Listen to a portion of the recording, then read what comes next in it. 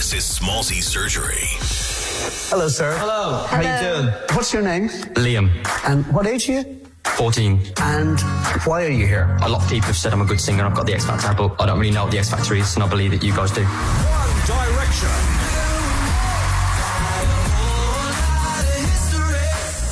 Tonight on Smallzy'S Surgery. We just kind of really embrace it. I think we're just having a good time, we're just teenage lads having fun. Remembering the life of Liam Payne, a Smallzy'S Surgery special. Get out of my head.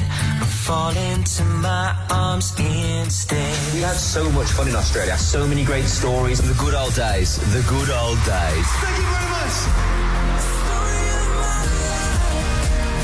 Well, hello everybody. Thanks for joining us Thursday night. My name is Smallzy, and a very different Smallzy'S Surgery tonight on the show. You would have heard the news earlier today, the tragic passing of Liam Payne. So we thought we'll devote some time to the show tonight to celebrating him, remembering his life. I mean, he spent half of his life on TV in a band. He was 14 in 2008 when he first auditioned for the X Factor in the UK. Got told no. Came back in 2010 when he was 16 and then got put into the band. And then it was 2011, almost this week in 2011 that I got to meet him and the boys from One Direction for the very first time. And I'll tell you, my initial memory of that time, chaos. All five of them, chaos.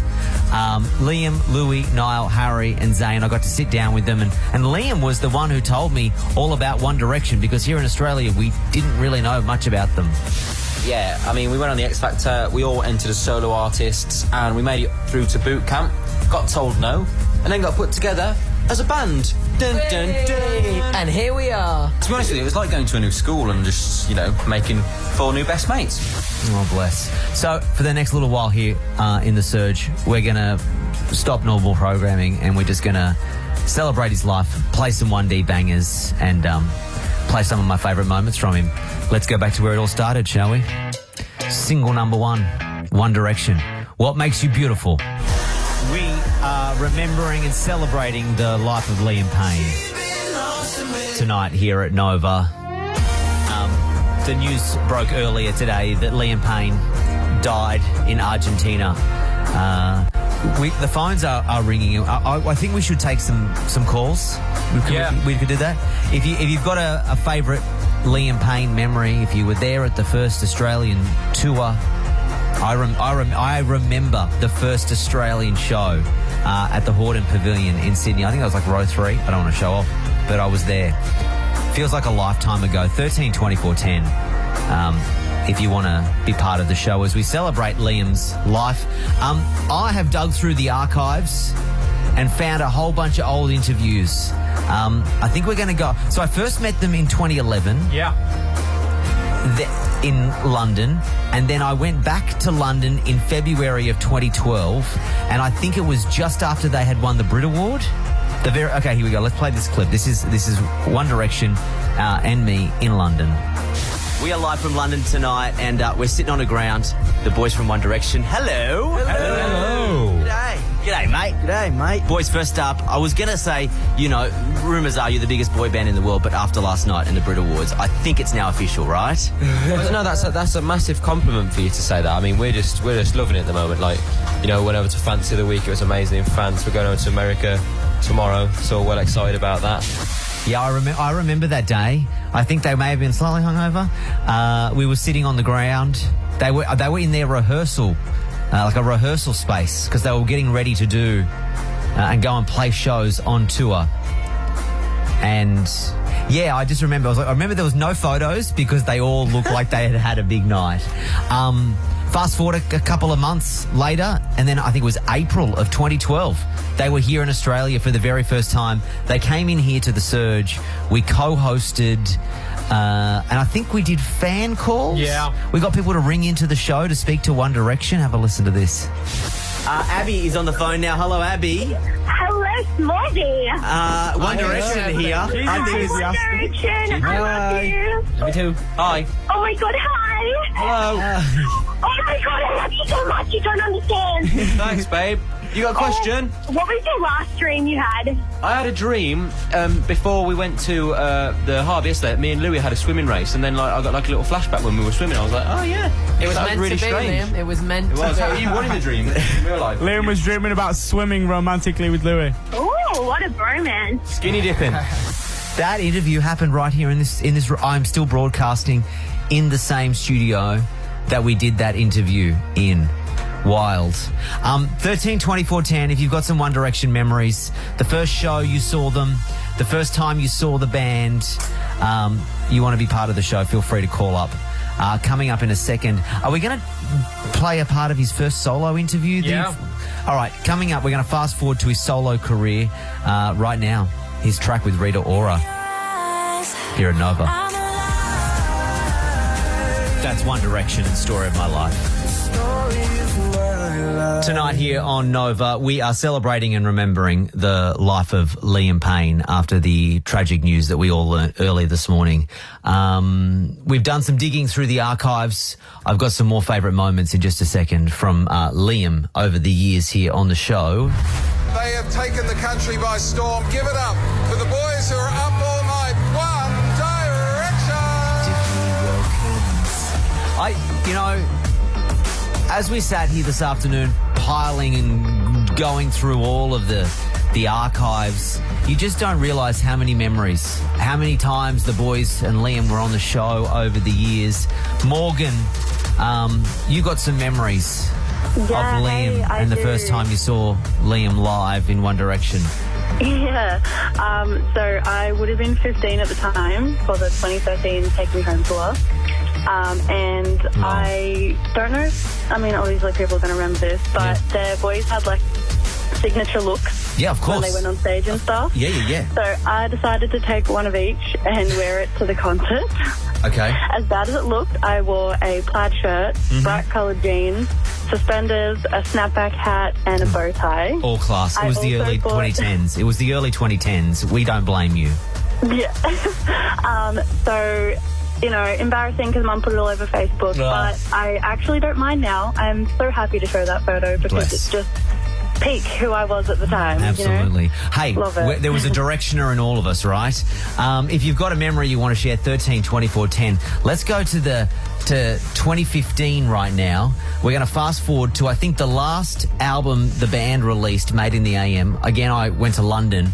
And then from memory, we had the band co-hosted the show for an entire week. They did. Yeah, we had different pairings on every night. And I think Liam and... This was the whole group? This was the whole group. Yeah. Okay, this is a clip from the whole group. Here we go.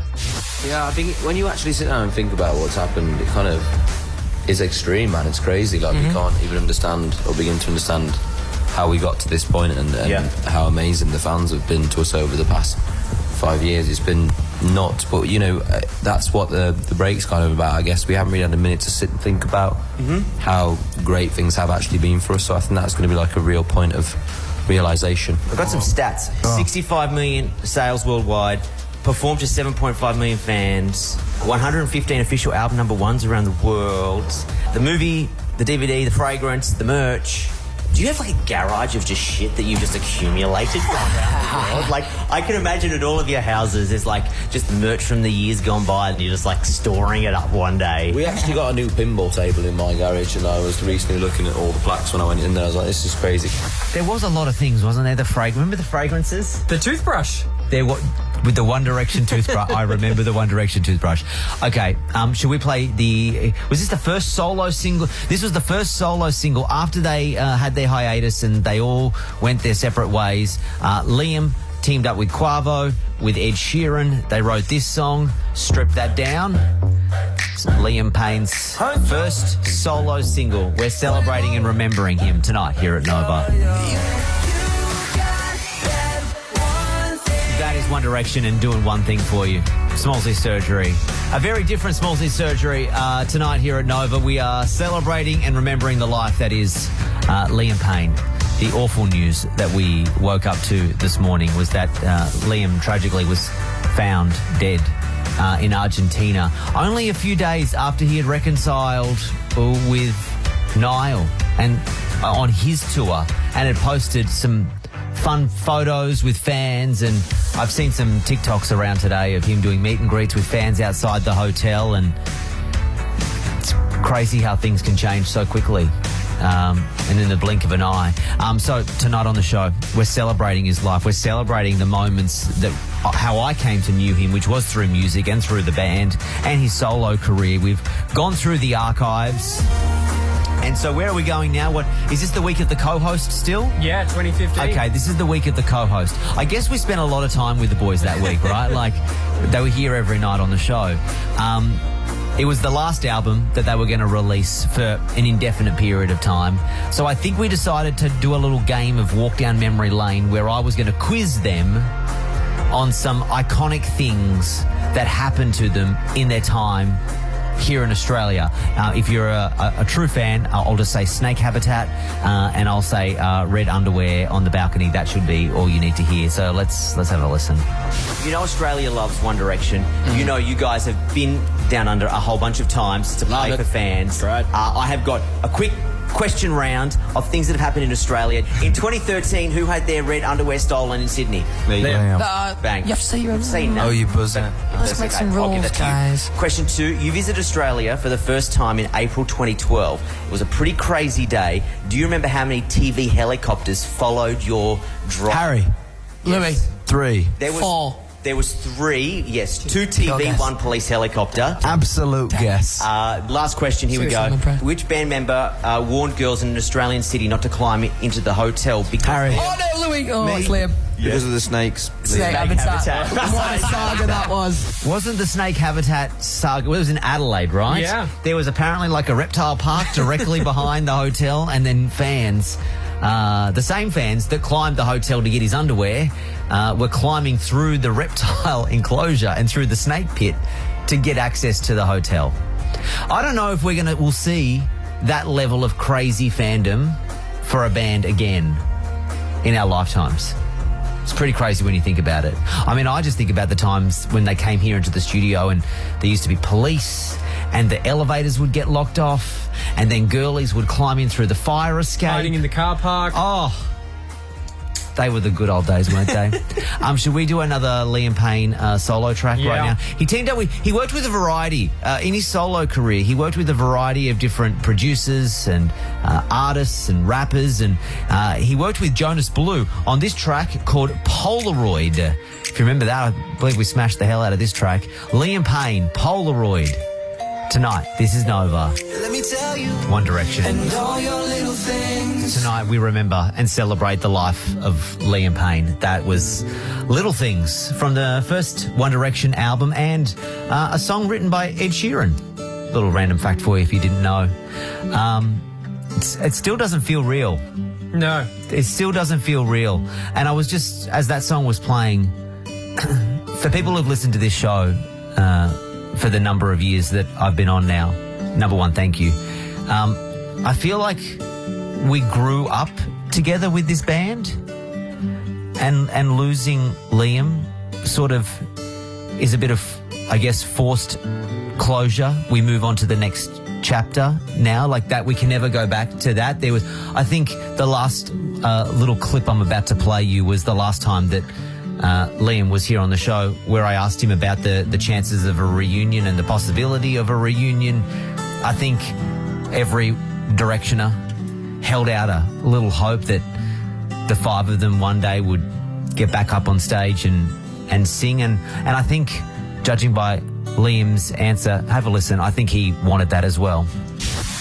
Reunion-wise, well, we have like our 10-year anniversary coming up. I went on an Instagram Live with Niall today and said hello to him. And we've been talking a lot more, let's put it that way. So the lines of communication are a lot more open. But reunion-wise, I don't see anything happening right now. Well, whatever happens, we're looking forward to it. We need to have some sort of like glimmer of hope on the horizon to get us through this quarantine corona lockdown. Australian times, we had so much fun in Australia. I haven't been to Australia in such a long time, but I mean, so many great stories. I can remember that time we were on that boat and Niall was like this helicopter kept following us, and Niall didn't realise it was a news helicopter and he swore it, and it was on every news station, of him just giving the helicopter the finger. I was like, it was one of the best days ever.